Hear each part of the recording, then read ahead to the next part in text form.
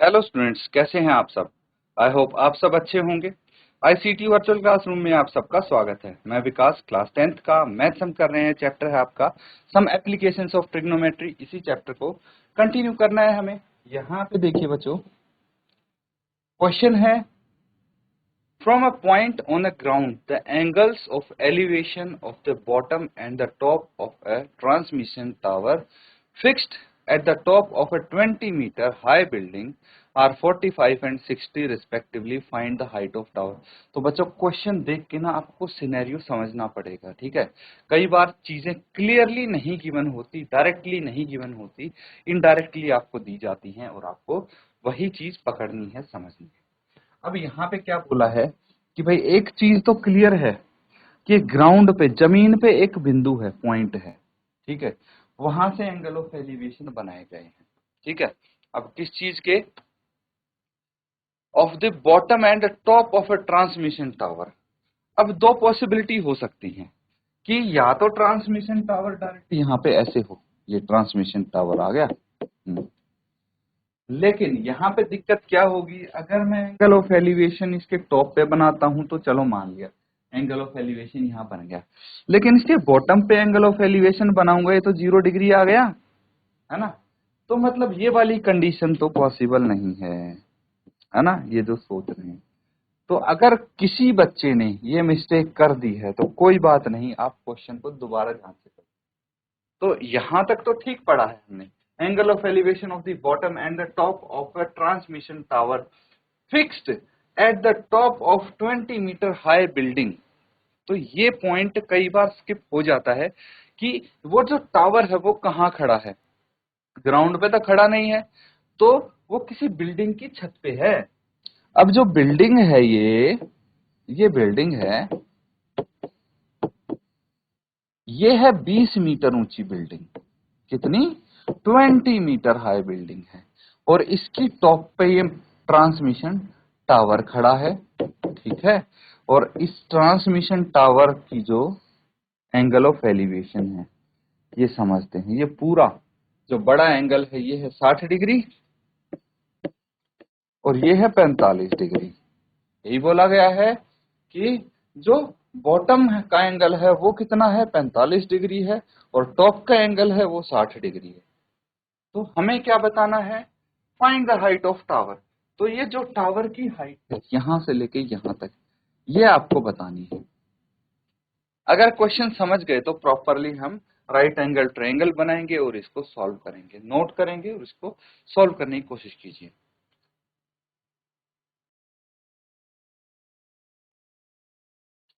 तो ठीक है, अब ये चीज समझ गए। अब हम यहाँ पे फिगर ड्रॉ करने की कोशिश करते हैं।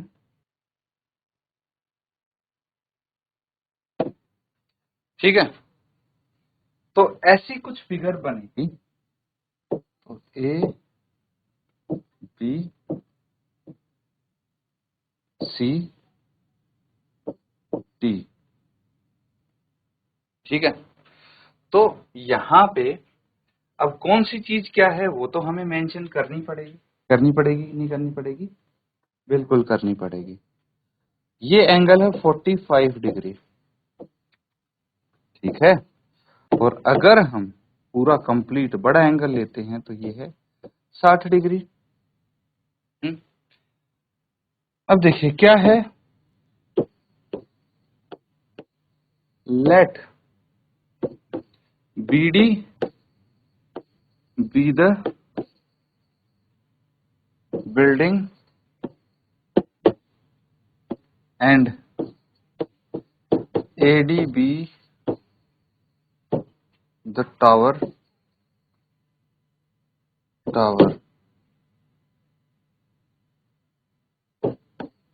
Point C is the point where from where angles of elevation are to be measured। ठीक है, पॉइंट सी को मान लिया जहां से एंगल ऑफ एलिवेशन मेजर किए जा रहे हैं। अब यहाँ पे हाइट ऑफ बिल्डिंग कितनी है, यहाँ लिखिए,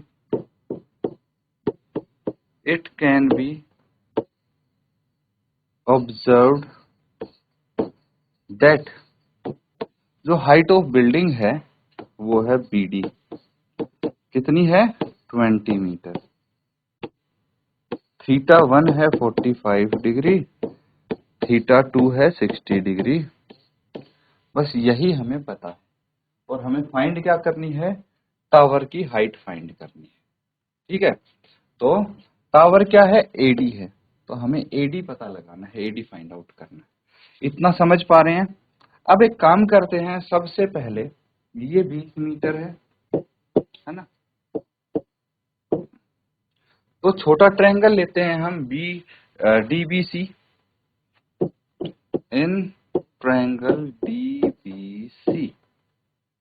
तो हमें दो साइड कौन सी लेनी है, एक परपेंडिकुलर एक बेस, क्योंकि बेस निकालना है हमें। अब बेस क्यों निकालना है, हाइपोटेन्यूज भी तो निकाल सकते हैं। कई बच्चों के मन में सवाल आ सकता है कि भाई ये बेस ही क्यों, हाइपोटेन्यूज क्यों नहीं निकाल रहे। तो बच्चों अगर हम हाइपोटेन्यूज निकालेंगे तो उसको हम नेक्स्ट ट्रायंगल में कैसे यूज करेंगे। अल्टीमेटली हमें क्या निकालना है, जो ये बड़े ट्रायंगल में AD दिया है ये निकालना है। तो हम छोटे ट्रायंगल का बेस निकाल के फिर बड़े ट्रायंगल का ये AB निकाल लेंगे, परपेंडिकुलर निकाल लेंगे बेस की हेल्प से, है ना। बड़ा ट्रायंगल है ABD, अगर हमें ये BC पता होगा तो AB इजीली आ जाएगा, है ना। ABC में से BC पता है, AB पता लग गया तो हमारा काम बन जाएगा, क्योंकि AB अगर पता है तो AD निकल जाएगा इजीली। तो इसीलिए बेस निकाल रहे हैं। ये जो हाइपोटेन्यूज है ये हम बड़े ट्रायंगल में यूज नहीं कर पाएंगे। समझ में आ रहा है, तो अब लिख लीजिए DB by BC is equal to, पहले हम बेसिक फॉर्मूला लिख लेते हैं, परपेंडिकुलर बटे base is equal to tangent theta.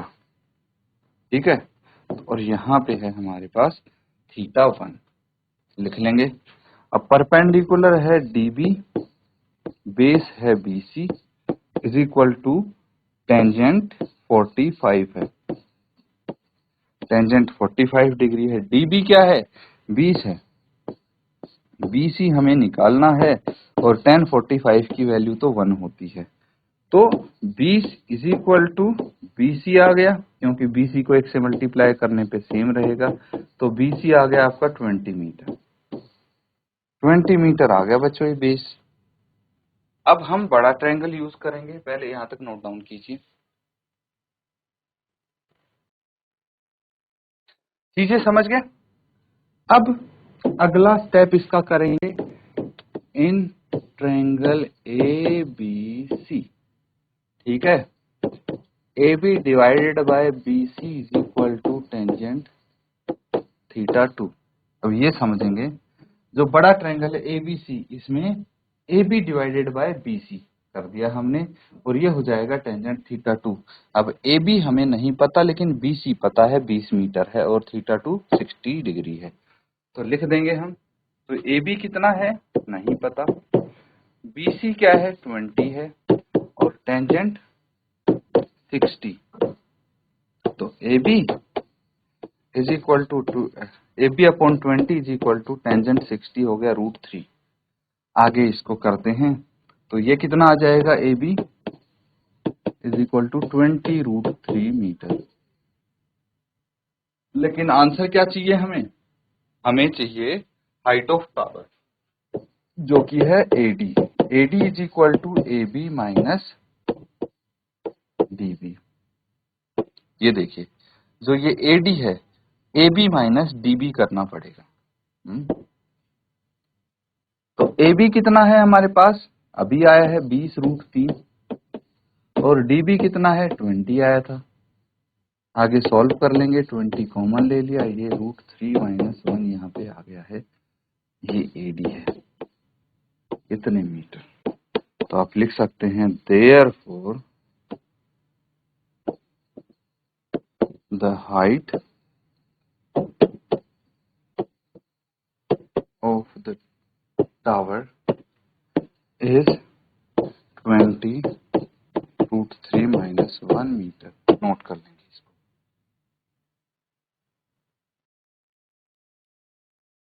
तो बच्चों नोट कर लिया सबने। किसी बच्चे को अगर डाउट लगता है इसमें तो आप पूछ सकते हैं। अब अगला सवाल करेंगे और जो नेक्स्ट क्वेश्चन है आपके लिए,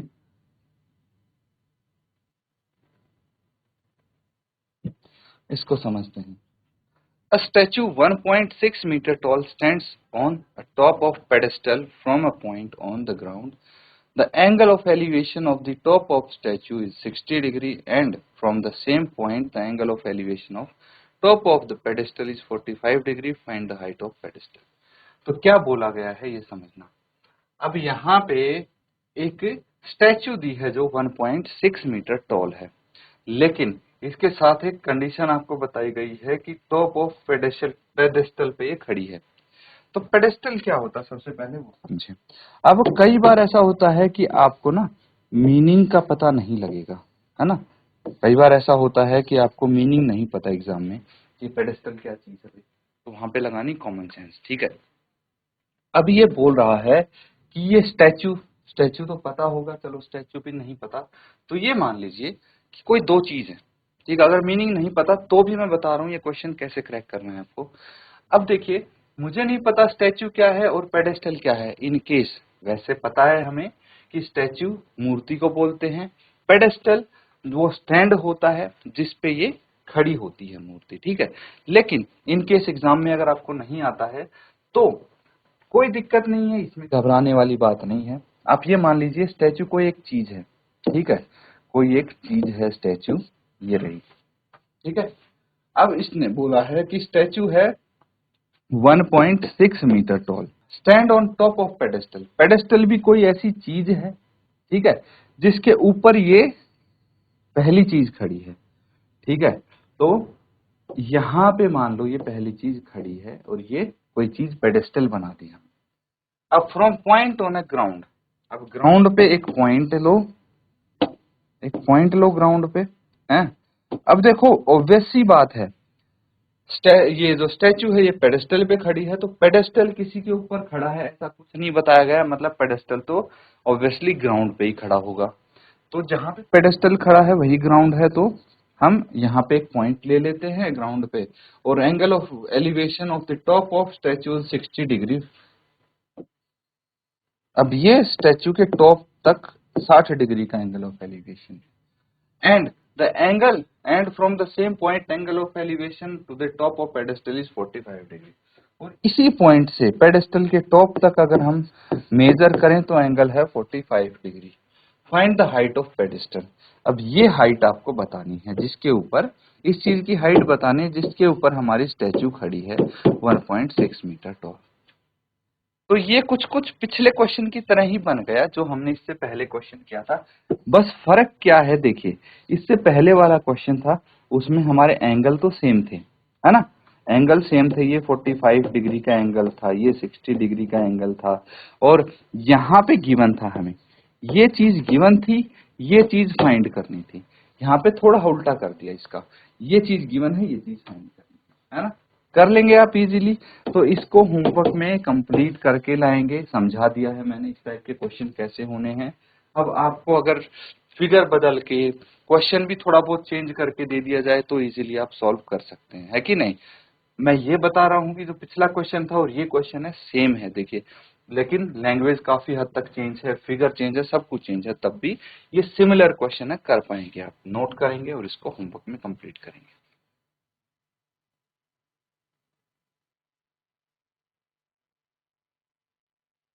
तो बच्चों यहाँ पे हमने कुछ क्वेश्चंस प्रैक्टिस किए हैं और ये समझा है कि इस टाइप के क्वेश्चन कैसे हमें सॉल्व करने हैं। तो होमवर्क अपना जरूर कंप्लीट करें। इसी के साथ आज का सेशन यहाँ पे एंड करते हैं। Thank you and have a nice day.